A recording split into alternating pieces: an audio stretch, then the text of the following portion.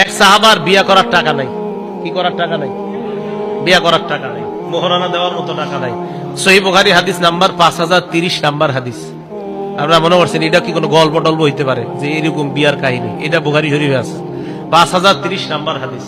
নবীজির কাছে এক মহিলা আসার পর কয়, ইয়া রাসূলুল্লাহ ইন্নী ওয়াহাবতু লাকা নাফসি, হুজুর আমি আমারে আপনার কাছে দান করে দিলাম। আমাদের আয়েশা সিদ্দিকা এগুলা যখন দেখতো, কোনো মহিলা এসে বলতো, হুজুর আমি নিজেরে আপনার কাছে দান করে দিছি, বলতো আচ্ছা মহিলাদের শরম করে না আপনার এগুলা কয় আয়েশা?